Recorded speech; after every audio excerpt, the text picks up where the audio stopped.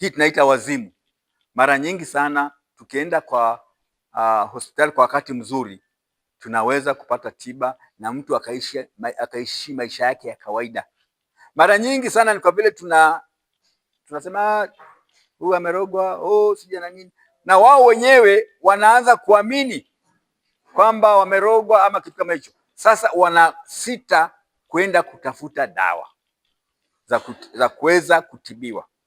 Na niseme hivi, mtu akiwa katika ugonjwa wa akili, hata wazimu ambao wajua hii tunaita wazimu, uko na aina mbalimbali. Wazimu uko aina nyingi sana, na kila mtu nafuu aende kwa daktari tunayemuita psychiatrist aweze kumwambia aina yake ya wazimu na tiba yake ni aina gani, ili tuokoe watu wetu wanaweza kuishi maisha ya kawaida. Hawa ambao wako katika ugonjwa wa aina hiyo wako katika hatari kubwa sana ya kujitoa uhai. We say they are at a higher risk of committing suicide or dying by suicide than wale ambao wako hali ya kawaida mara kwa mara.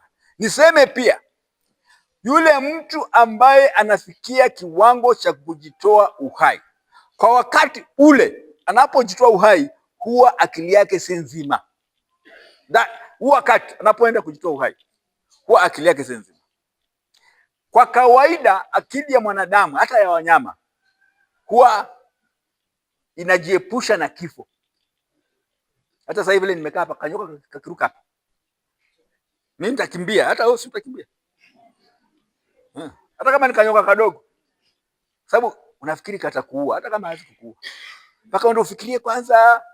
Kwa hivyo kwa akili ya binadamu ya kawaida ama mnyama yote kawaida anayejaribu kuepuka kifo, mtu ambaye atajisongeza kwa kifo mwenyewe, akili yake si timamu, si nzima wakati ule.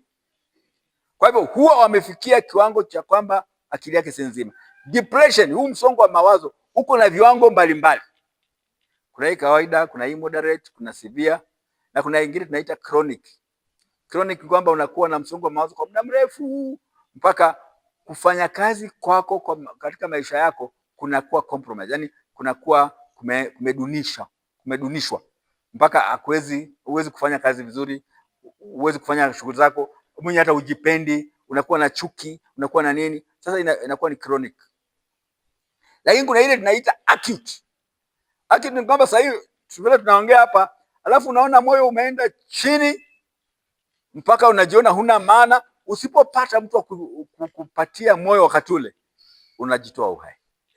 Na hiyo huwa inakuja sana kwa watu ambao wako na hiyo chronic ambayo imechukua muda mrefu mpaka wanaanza kufikia kwangu kwamba hawajioni kwamba wana maana.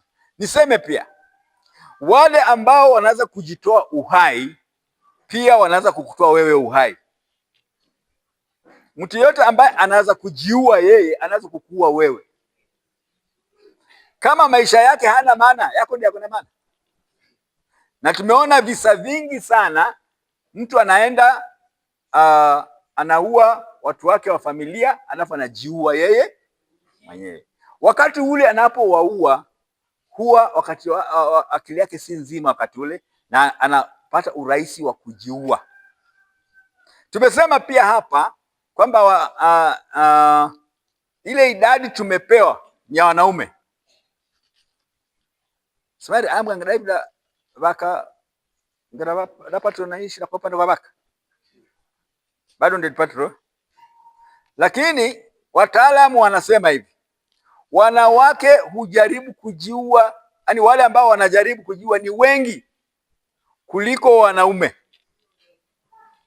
Lakini wanawake huwa mara nyingi wanajaribu kujiua ili wapate mtu wa kuwasikiza.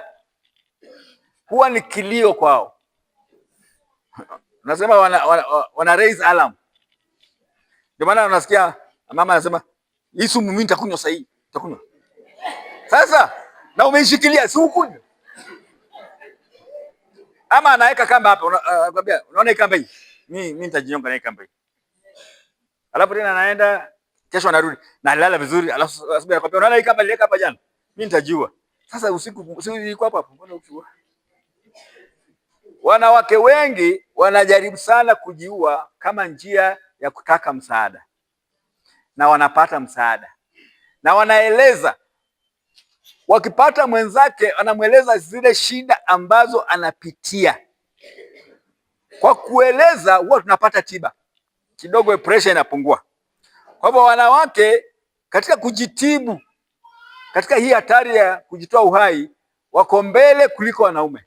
Wengi wanajaribu kujitoa uhai ama wanajaribu mbinu mbalimbali, lakini zao huwa ziko nyonge, ili wasiweze kufariki. Kwa kweli si ati wanataka kufa, wanataka tu watu wajue kwamba wako na shida na wanapata.